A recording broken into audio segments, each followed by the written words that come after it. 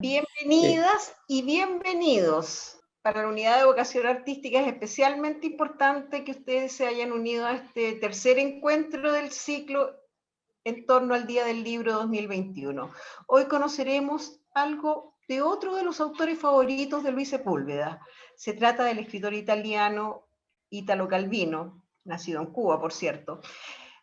Y la obra es El varón rampante, publicada en 1960 y parte de la trilogía Nuestros antepasados, que también conforman El Vizconde de Mediado y El caballero inexistente. Nos lo presenta quien sabe perfectamente de esto, quien sabe de esto en realidad, el profesor Ernesto Parra, quien nos dará a conocer fragmentos selectos. Muchas gracias a todas y a todos.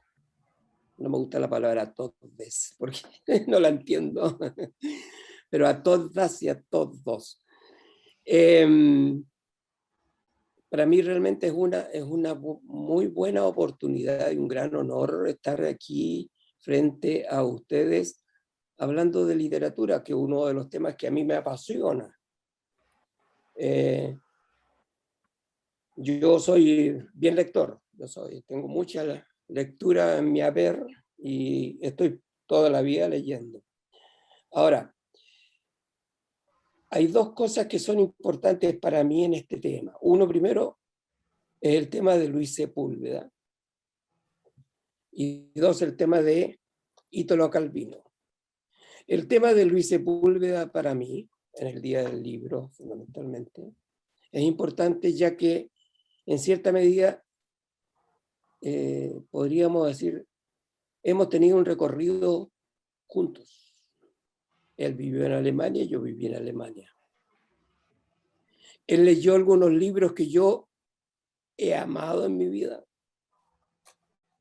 Y yo los estudié, esos libros, los estudié en Alemania. Y al mismo tiempo él estuvo vinculado en asuntos políticos y artísticos. Y yo también estuve vinculado en asuntos políticos y artísticos. He estado. Y me llama mucho la atención su compromiso, que fue una persona de un gran valor, que fue una persona que él siempre estuvo presente donde había que estar presente. Y desde ese punto de vista, me pareció que era importante elegir el tema de Italo Calvino, porque Italo Calvino también tiene algunas características que hacen a la vida de Luis Sepúlveda. Luis Calvino, si bien es cierto, no era un tipo militante, no era un escritor militante, su obra es totalmente política. Y política, no la política contingente, sino que de moral política, de ética política, de principios políticos. Y aquí lo vamos a ver, ¿ya? Es por eso que a mí me interesó mucho tomar el tema del el varón rampante, porque fue para mí uno de una bofetada en términos de qué está planteando este hombre aquí. Y fue una cosa maravillosa, es decir, descubrir la consecuencia que tiene, cómo plantea él la consecuencia. Vamos a entrar ahora a una pequeña lectura del varón rampante de algunos textos que yo elegí. Voy a compartir pantalla, ¿ya? Para que podamos verlo bien. Y esto fundamentalmente porque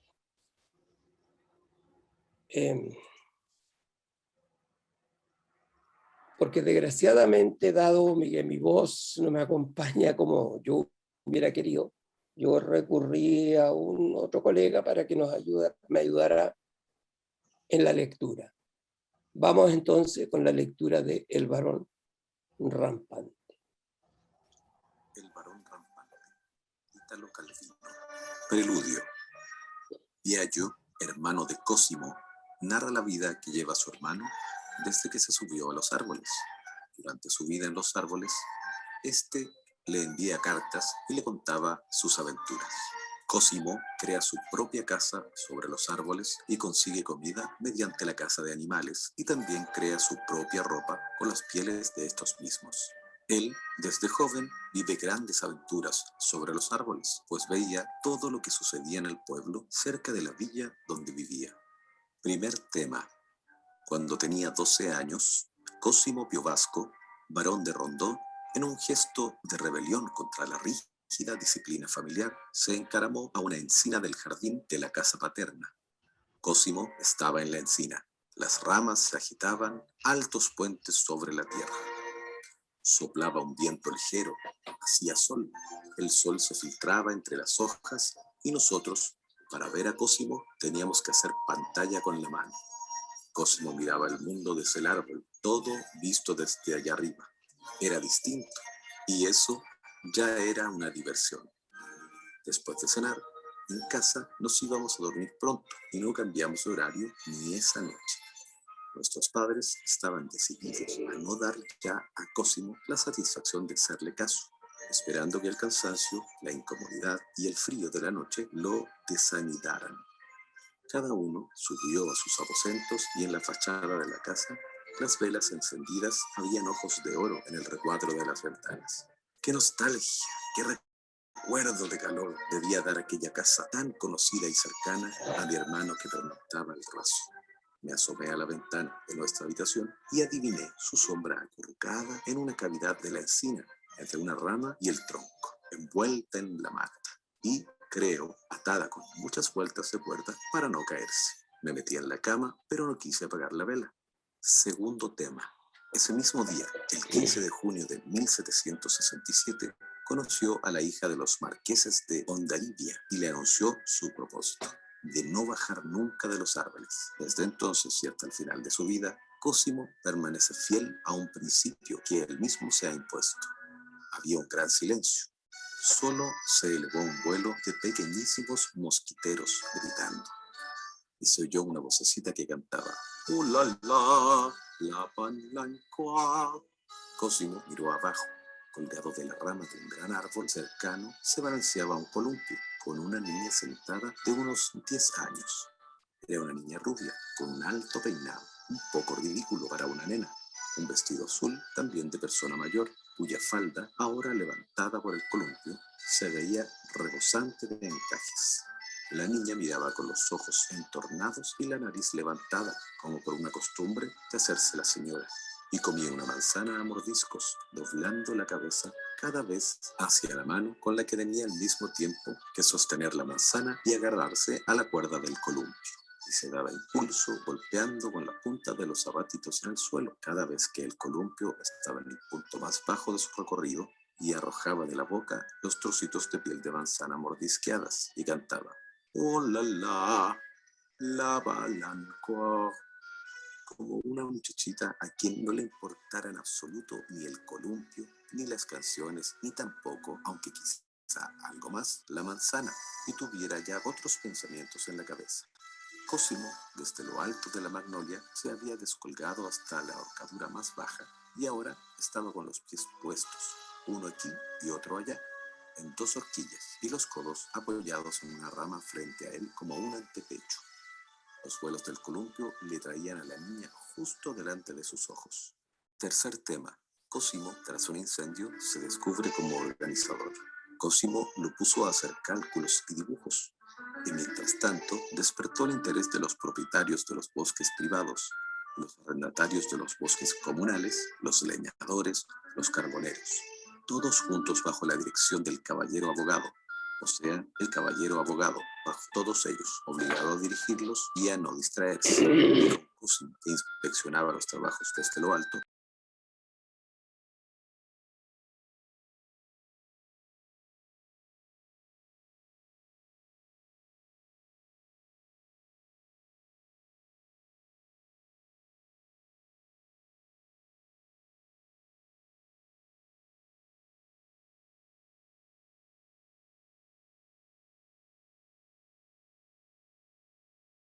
milicia que hacía turnos de guardia e inspecciones nocturnas. Los hombres eran reclutados por Cosimo entre los campesinos y los artesanos de Ambrosa. Enseguida, como sucede en toda asociación, nació un espíritu de cuerpo, una competencia entre las cuadrillas y se sentían dispuestos a hacer grandes cosas. Había descubierto una aptitud suya para asociar a la gente y aportar. Perdón, algo pasó, no sé. Nunca tuvo tentación de abusar. Lo puso en práctica muy pocas veces en su vida, siempre con vistas.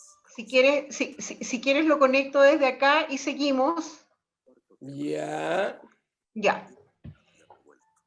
Vamos a ver, entonces apaga el tuyo y vamos a seguir desde acá. Son cosas que a veces pasan, ¿no es cierto? Entonces, apaga ese, eso sí.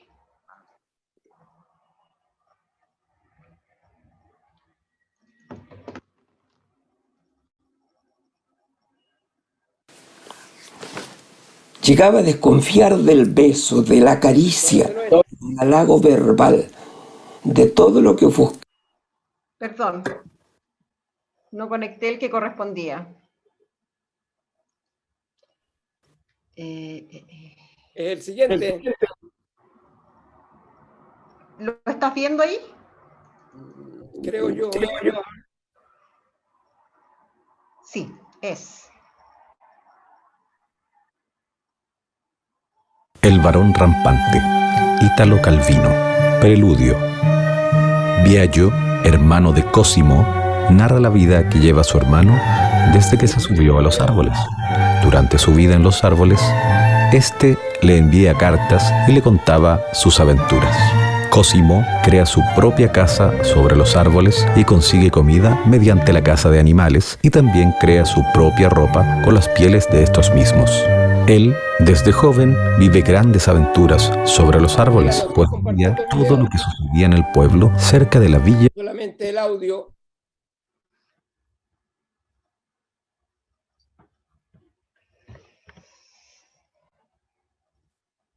Bien, entonces ahora voy a dejar una pregunta. ¿Quieren que lo adelante a donde íbamos o lo doy de nuevo? Para mí es exactamente lo mismo. Si quieren, yo lo retomo. Ah, bueno, entonces retómalo tú.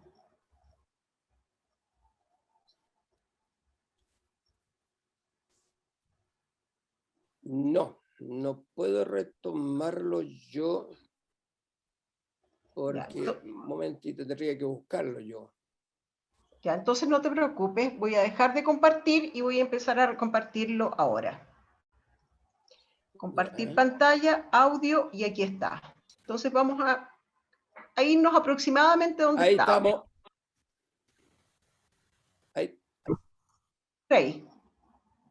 En 1967 conoció a la hija de los marqueses de Hondarribia y le anunció su propósito de no bajar nunca de los árboles. Desde entonces y hasta el final de su vida, Cosimo permanece fiel a un principio que él mismo se ha impuesto.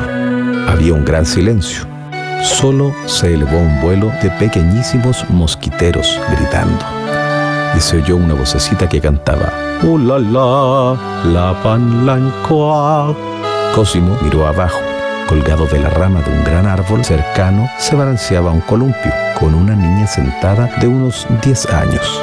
Era una niña rubia, con un alto peinado, un poco ridículo para una nena, un vestido azul también de persona mayor, cuya falda, ahora levantada por el columpio, se veía rebosante de encajes.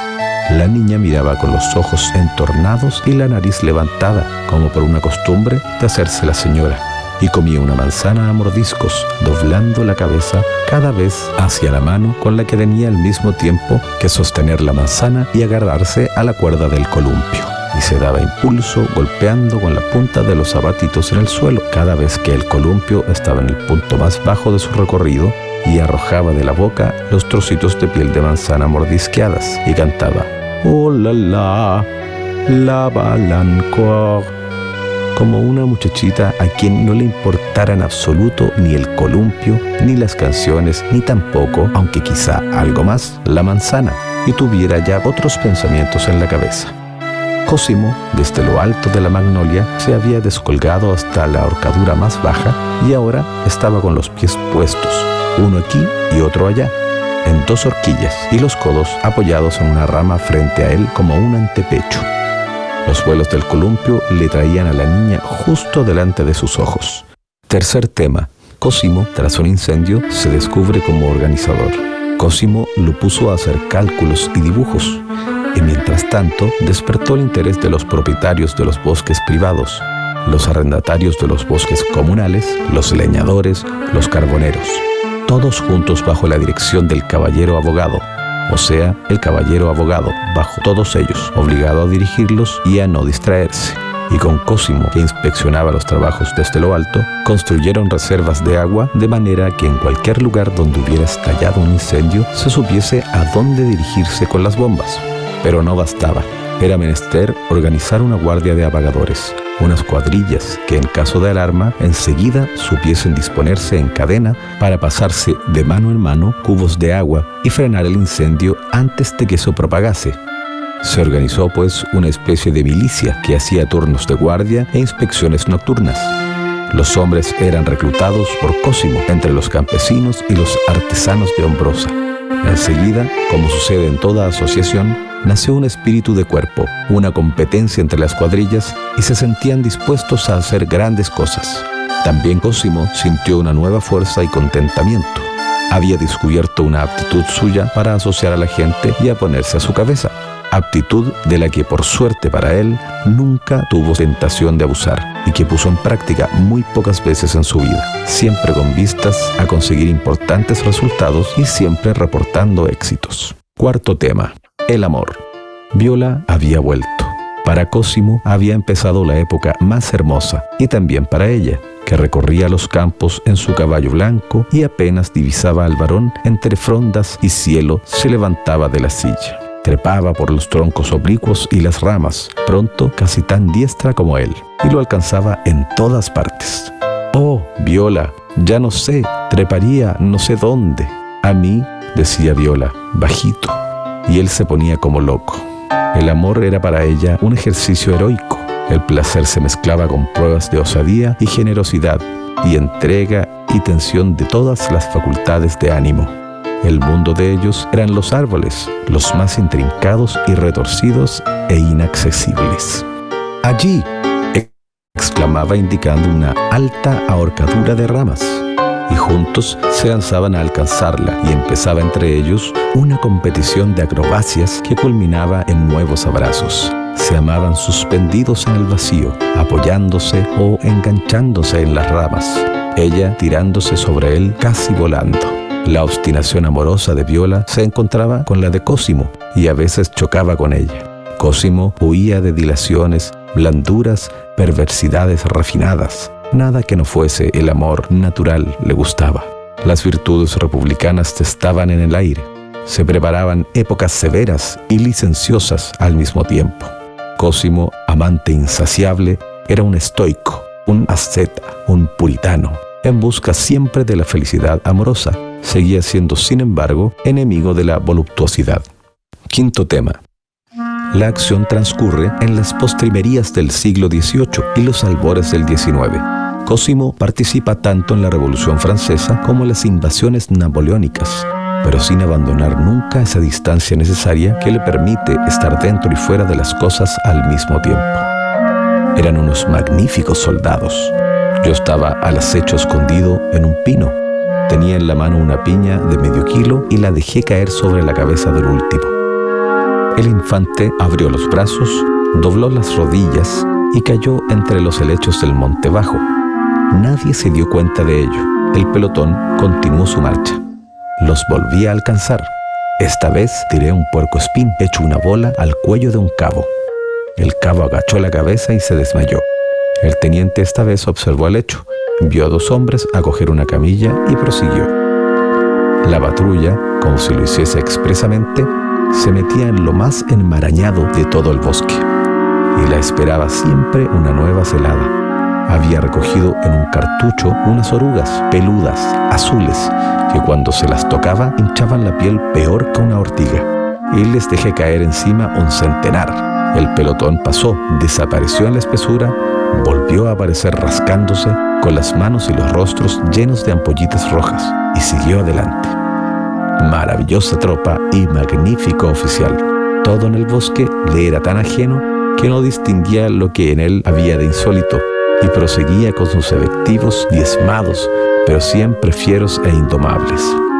Recurría entonces a una familia de gatos salvajes, los lanzaba por la cola, tras haberles dado unas vueltas en el aire. Lo que les irritaba, lo indecible. Hubo mucho ruido, felino en especial, luego silencio y tregua. Los austríacos curaban a los heridos. La patrulla blanca, con las vendas, reanudó su marcha. En esta maravillosa obra resalta ser una auténtica novela de aventuras hidalgas, plena de humorismo fantástico. Calvino desarrolla la historia de una persona que se apropia voluntariamente la difícil regla y la continúa hasta lograr su objetivo, sin mediar las dificultades que ello encerraba. Demuestra la consecuencia de un joven que afronta la realidad y quien actúa de acuerdo al momento histórico que vive, lo que resulta ser una fábula real ante nuestra sociedad y nuestro tiempo.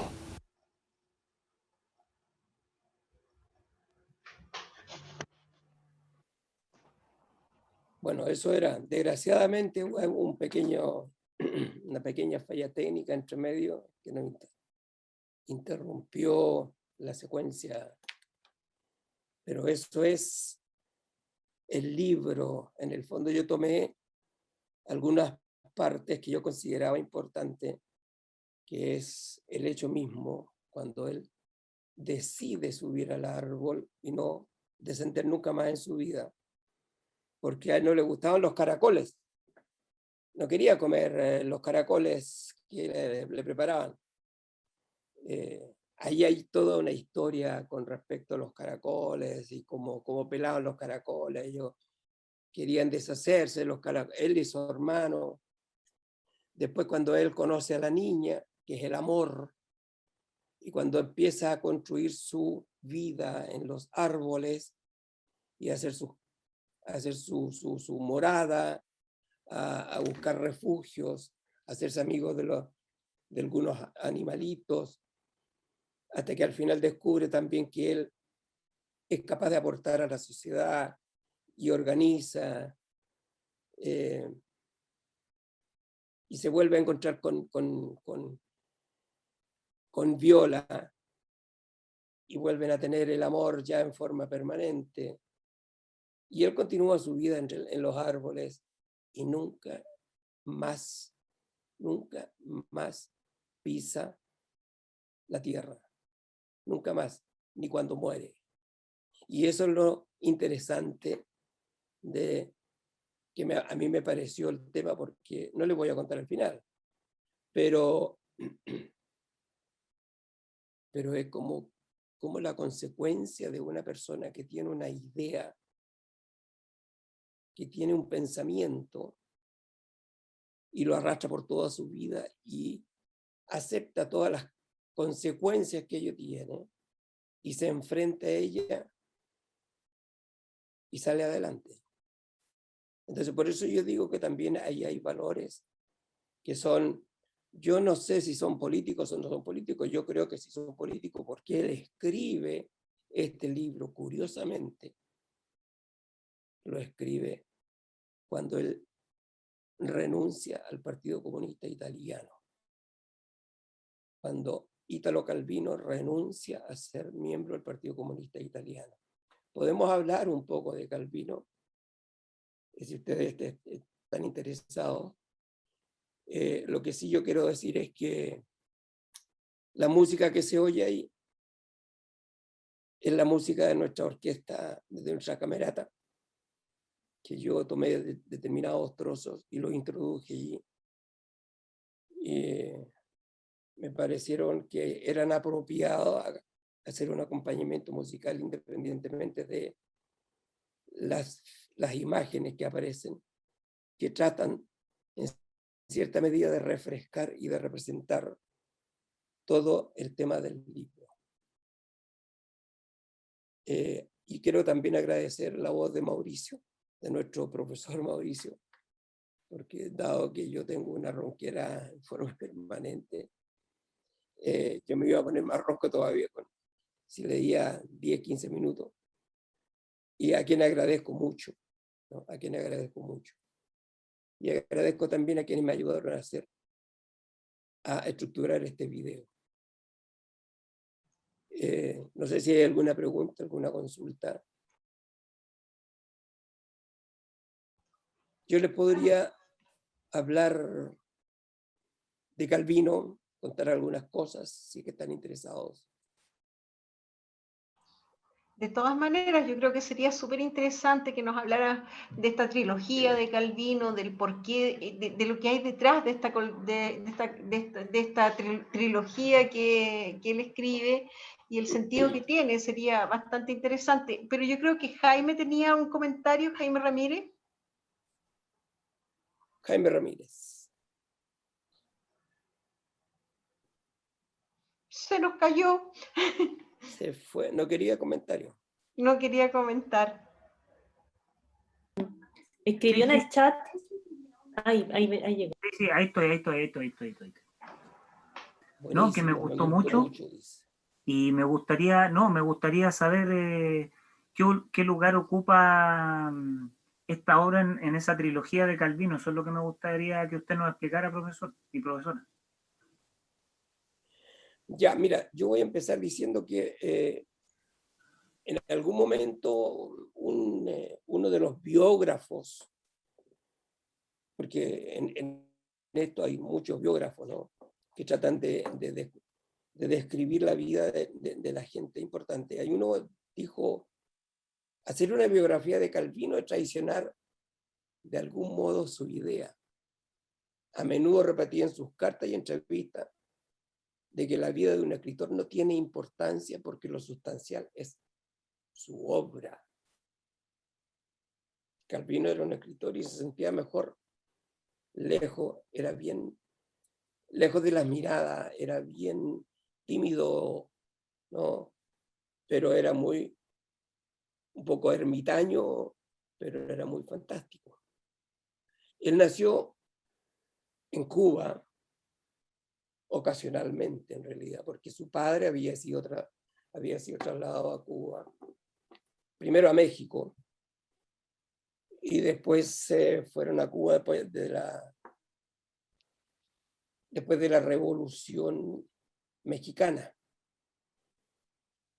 Su padre y su madre. Su padre, según Italo Calvino, explica que su padre había sido un anarquista, un seguidor de Kropotkin, y luego se había transformado en un reformista socialista. La madre de Calvino había sido una mujer muy educada, pacifista, cuya deber cívico y la ciencia era su religión en el fondo. Y le puso el nombre de Ítalo para recordar que él había nacido en Italia. ¿No? Aunque en ese tiempo a Calvino no le gustaba tanto eso, porque decía que era un nombre muy nacionalista, beligerante, socialista. Estamos hablando de los años 20 y tanto, casi 30, ¿no? En ese entonces vuelven después a Italia y Italo Calvino recibe una educación laica, antifascista y libres pensadores en el fondo. Yo creo que quizás sería medio masónicos, no sé, de principio masónico los masones se hablan de libres pensadores. Y él entró a estudiar a la Facultad de Agronomía en Turín. Y vino la Segunda Guerra Mundial.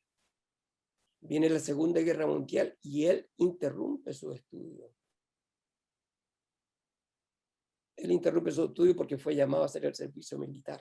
Pero él desertó, junto a su hermano, deserta y se integran a la resistencia italiana, a las brigadas partisanas, Garibaldi. Sus padres estaban siendo retenidos como rehenes por los alemanes. Y cuando termina la guerra, él empieza a colaborar con algunos periódicos y conoce a César Pavese, ¿no? Y se afilia al Partido Comunista Italiano. Ese fue el periodo que, según él comentaba, fue de una gran formación cultural para él. En ese entonces, él publica su primera novela, en donde relata su vida como partisano. Ahí ya él se acerca a la estética del neorrealismo italiano, a pesar de que la primera de sus obras tiene un tono de fábula, ¿no?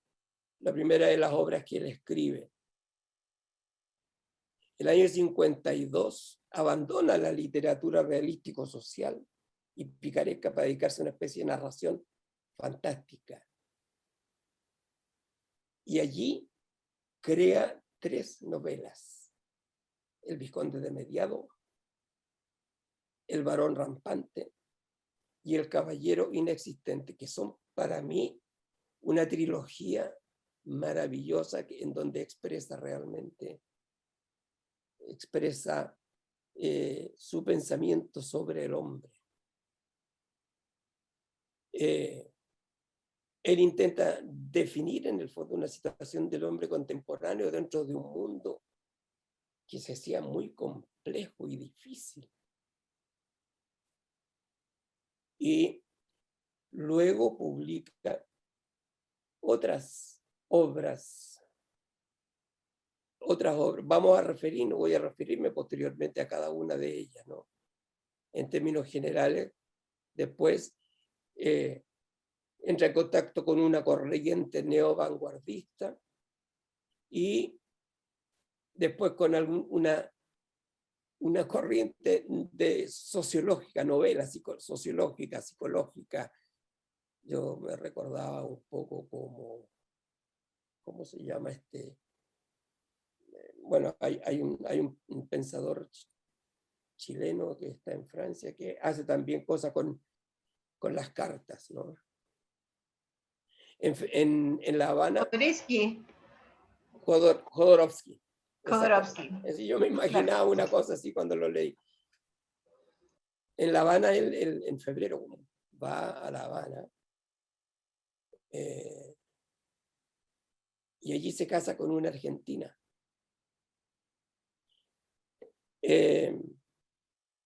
Allí entra en una línea neovanguardista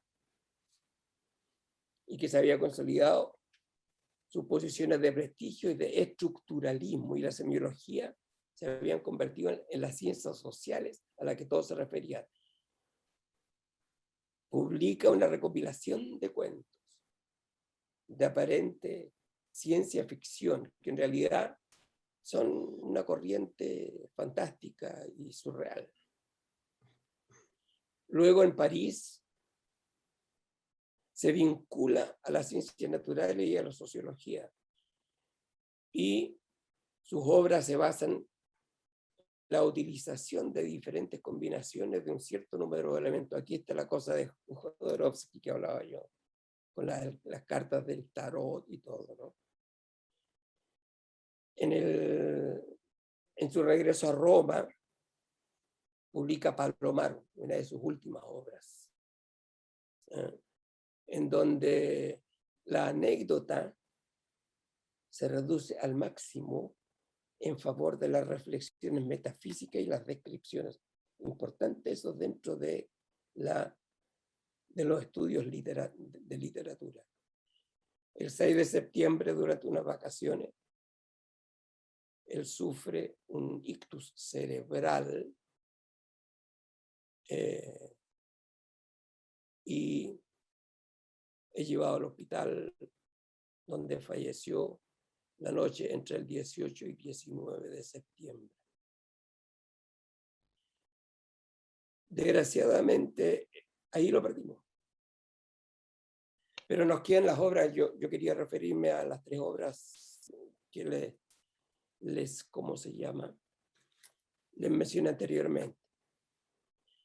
El Varón Rampante se dice que es un alter ego del autor que acaba de abandonar el Partido Comunista Italiano y de abandonar la idea de la literatura como mensaje político. Mira qué interesante eso. Según él, el hombre se ha de desvincular de los condicionamientos ideológicos y políticos de las ideas preconcebidas y de las imposiciones intelectuales. La obra es fruto, en el fondo, de la decepción ideológica del autor, que después de la Revolución Húngara en 1956, cuando la Unión Soviética invade Hungría, él abandona al Partido Comunista Italiano y hace el apartado del compromiso político. La consecuencia de la obra es que hay un párrafo chiquitito en donde cuando él sube al árbol y dice que se va a quedar allá, y el padre dice, se asoma y dice, cuando te cansas de estar ahí, ya cambiarás de idea, le dice. No cambiaré de idea, le dice Cosimo. Ya verás cuando te bajes. No bajaré nunca más. Y mantiene su palabra hasta cuando muere. En El Vizconde de Mediado, es otra novela, una novela fantástica, y que presenta la historia de un vizconde que es partido por la mitad como resultado de un cañonazo en una guerra contra los turcos, contra los otomanos. Deja de existir o se divide su vida en dos, ya que sus dos mitades resisten y continúan con vida, pero de manera separada. Obviamente, como no podía ser de otra manera, una de ellas es la mitad buena, que quiere lo mejor para lo que los rodea, y la otra es la mitad mala, que no escatima en maldades con tal de satisfacer su sed de sufrimiento con respecto al resto de las personas. En realidad la historia es la verdadera condición humana de dos medios personajes que sufren en una guerra. Y en El Caballero Inexistente, que es la tercera obra de la trilogía, habla él sobre la identidad del hombre, de lo que somos y de lo que aparentamos ser. Calvino se pregunta la razón de por qué un hombre es amado, por la que otro desea vengarse. Un tercero se considera hijo, amante, amigo, caballero. Entonces, él se preguntaba esa dualidad entre el ser y el aparentar. En este caso, sustenta con este libro lo sustenta con 4 personajes. Sin embargo, los 4 personajes los sitúan y demuestran que hay una dualidad entre el ser y el que quiere ser, el aparentarse. Esos son los 3 libros que yo creo que son convenientes leerlo para acercarse primero que nada al tema de Italo Calvino. Sin embargo, hay una cosa que a mí me llamó mucho la atención, muchísimo más la atención en la vida de él, en la obra de él, en la militancia política. Cuando él abandona el Partido Comunista Italiano y considera que la idea de la literatura como mensaje político no debe ser. Según él, el hombre se debe desvincular de los condicionamientos ideológicos y políticos, de las ideas preconcebidas y de las imposiciones intelectuales. ¿Por qué lo resalto esto? Porque resulta que después, ante la Revolución Cubana, él tiene una opinión también bastante particular, ¿no? él visita a Cuba el año 64 y se entrevista con Ernesto Che Guevara. Y aquí hay una cosa que es bien importante que la voy a leer tal como él la escribió, si me permite. Él dice: la discusión de Guevara con todos los que se le acercaron y con él mismo no se interrumpe con la muerte y se extenderá cada vez más. El hecho de haber hablado con él no podía quedar como un episodio marginal.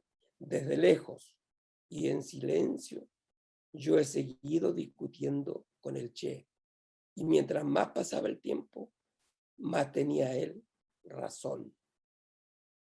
Aún hoy, en que muere mientras pone en marcha una lucha interminable, continúa siempre teniendo razón.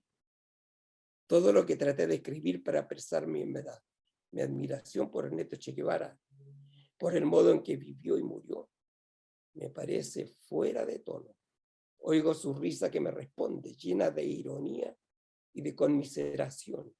Yo estoy aquí, sentado en mi estudio, entre mis libros, la falsa paz y la falsa prosperidad de Europa.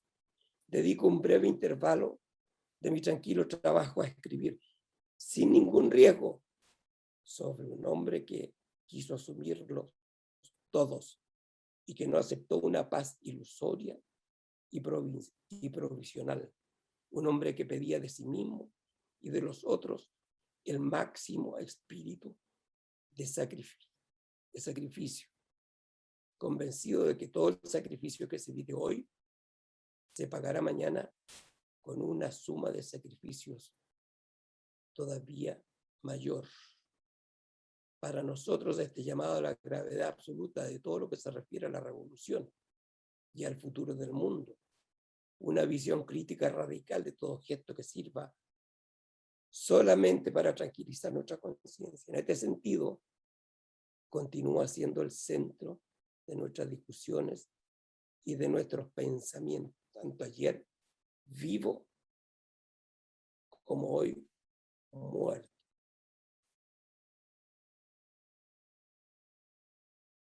Eso es lo que él escribe sobre el Che. Escribe otras cosas más también.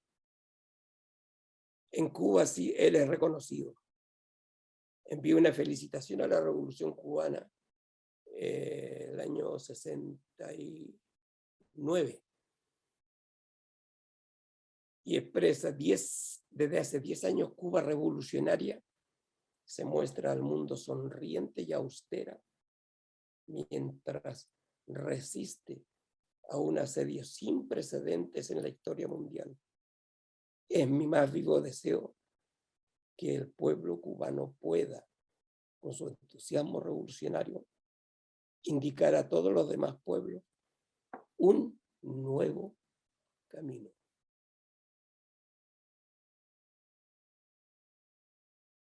Hay un distanciamiento de Italo Calvino con Cuba cuando 62 intelectuales extranjeros firman 2 cartas dirigidas a Fidel Castro, ¿no? Por el caso Padilla. Sin embargo, en las cartas se referían como este proceso podía debilitar el símbolo y estandarte de la Revolución Cubana. En Cuba lo mantienen a él como un hombre muy, muy brillante. Incluso le hacen homenajes y le tienen una placa recordatoria. Dice: Cuba lo considera y considerará siempre con cariño como un hijo, dedicándole una permanente atención. Es indudablemente otro nexo especial entre las dos naciones. Yo quería resaltar esta obra, esta intervención política o pensamiento político que tenía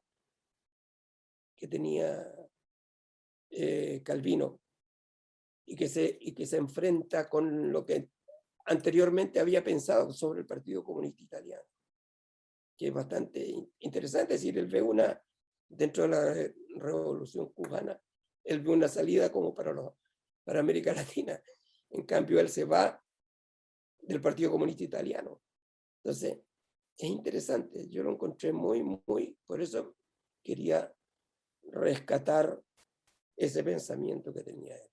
Ese era nuestro amigo Ítalo Calvino, del cual yo le podría recomendar una serie de libros que son muchos desconocidos. Palomar, por ejemplo, es un libro pero precioso, ¿no? Y hay otros libros también que son con aforismos, con frases, etcétera, con muchas ideologías del futuro, como lo ve él. Eso. No sé si hay alguna consulta, alguna pregunta.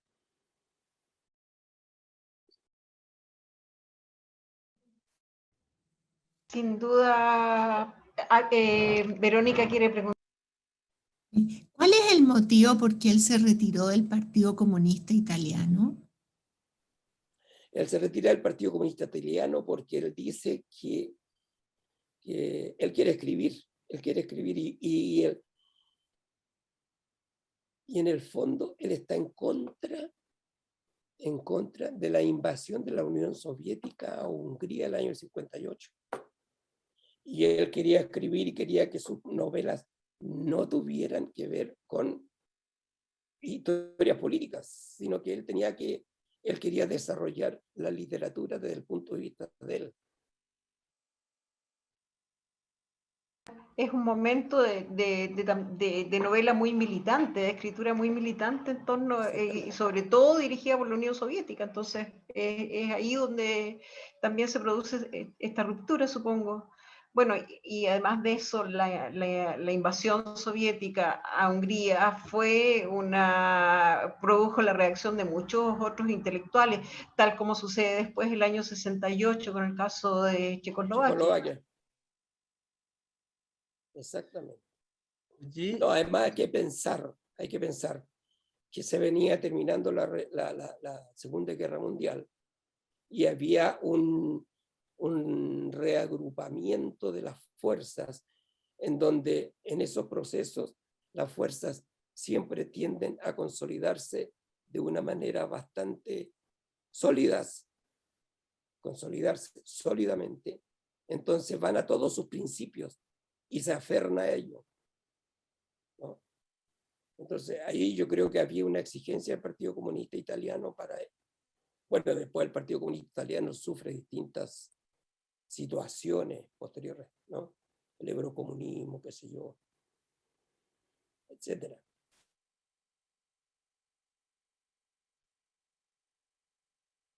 Pero me gustaría saber qué pasó con el varón rampante. ¿Qué pensar del varón rampante? ¿Qué piensan? ¿Les gustó o no les gustó la historia? Sí. Yo lo encontré muy interesante y yo creo que todos nosotros vivimos un poco como el varón rampante. Vivimos en nuestro mundo, en la ciencia, arriba, y vemos lo que pasa en nuestro país como abajo. Y por lo menos el varón rampante les tiraba cosas, etc. Y de esa forma él participó en lo que estaba ocurriendo. Yo creo que nosotros estamos demasiado encapsulados en nuestro mundo de trabajo y en nuestras áreas y no estamos participando de lo que ocurre abajo, de lo que está ocurriendo en nuestro país en estos momentos, etc. A mí me asombró mucho el final del varón rampante. Me asombra mucho. Me interesaría que ustedes lo leyeran. Es un libro corto, un libro de 150 páginas, 160 páginas, es corto. Pero cómo muere o cómo termina el libro, una cosa que uno queda con la boca abierta. ¡Oh! Sí, yo creo que es toda una experiencia leerlo. Es preciosa, es preciosa. Y te lo agradezco montones porque yo conocía a Italo Calvino, pero en forma muy, muy, muy colateral, así, estos barnices que a veces tenemos los periodistas, ¿no? Y gracias a ti me he ido metiendo, me estoy metiendo, digamos, a conocerlo más porque creo que es un tremendo valor y hay mucho, mucho, mucho que sacar ahí. Se los recomiendo a todos los demás. Yo recomiendo mucho Italo Calvino, mucho, mucho.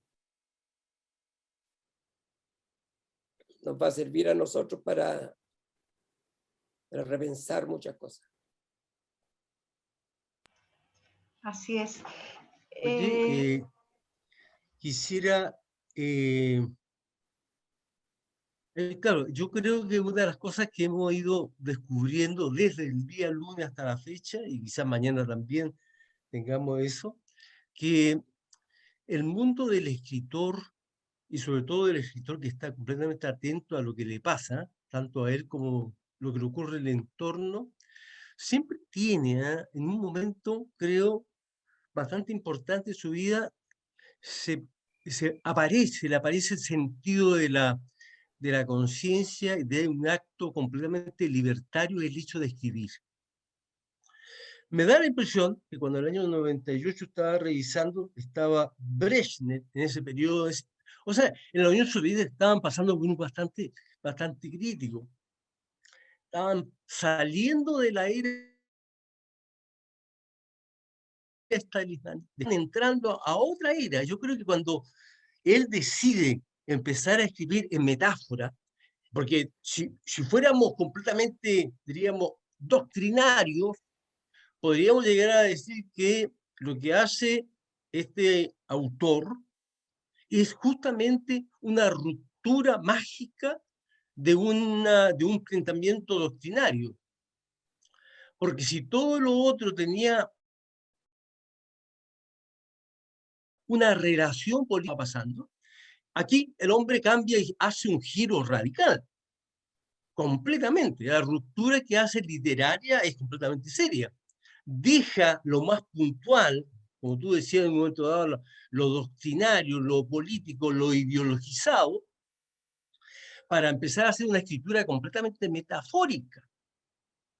Metafórica. Y podríamos llegar a pensar que más de algún obcecado termocéfalo de la época hubiese dicho que el tipo cambiaba radicalmente a posturas burguesas, porque él concebía el relato desde una mirada completamente europea, en donde el rey y la princesa se evadían de la realidad.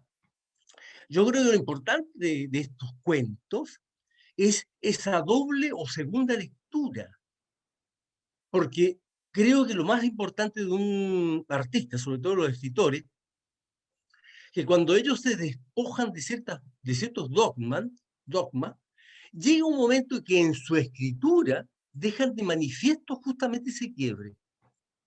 Y es cuando cambian el relato, cambian los personajes y las historias son completamente, podríamos decir, llenas de imágenes, de relatos fantasiosos. Y ahí es donde yo creo que Italo toma esa decisión y transforma toda su escritura en este momento en otra, transformándola en eso, que es un cuento entre cuento infantil, algo completamente, nada, pero que encierra. Por eso es importante cachar, si el autor en un momento fue A durante toda su vida y llega un momento que se puso un quiebre y el hombre se transforma en S, es porque ese quiebre es radical. Creo que el único personaje como creador intelectual que puede decirle al mundo, señores, yo dejé de pensar lo que pensaba, es el escritor. Porque él lo va a traducir en palabras y eso va a ser un mensaje completamente para aquellos que lo han conocido y para aquellos que ahora saben que el tipo ha cambiado de pensamiento. Eso me pasó con lo que tú leíste, Ernesto. Creo que ese es el quiebre de lo poco y nada que sé de de Ítalo, pero me da la impresión, por lo que tú has contado, en el periodo en que está, y hay que pensar también, que son escritores que son lo último que va quedando del siglo XIX. Lo último. Conversábamos días atrás con Marcela que el 21 de noviembre del año pasado muere Armando Uribe. Y se muere el último escritor de una generación importante. Y me acabo de entender que el 27 de marzo murió en el sur Mímica, otro gran escritor. Y son escritores que, como te digo, no sé si podrá repetirse, pero lo que sí no se va a repetir, que los señores escritores de generaciones llevan y guardan y tendrán en sus libros las historias que ellos, en alguna medida, y así es, plasmaron en sus cuentos, en su historia. Esa es la parte más interesante del libro. Quizá más que el autor, ¿qué es lo que deja el autor? El libro es lo que importa. Eso es.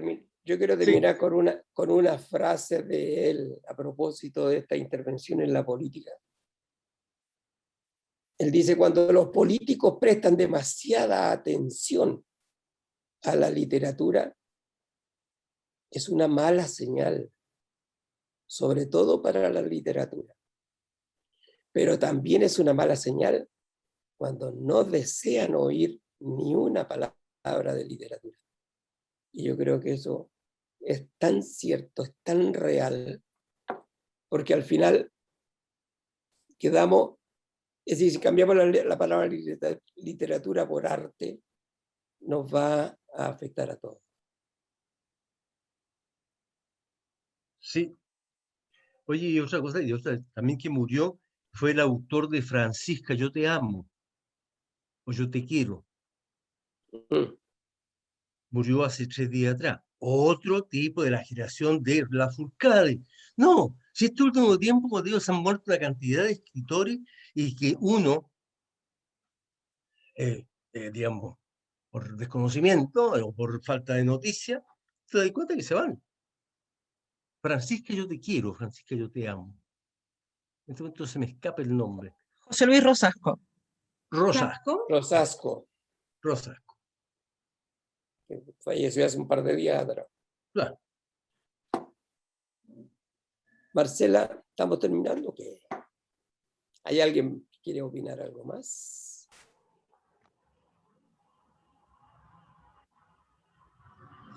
Yo creo que ya estamos incluso un poquitito pasaditos de la hora.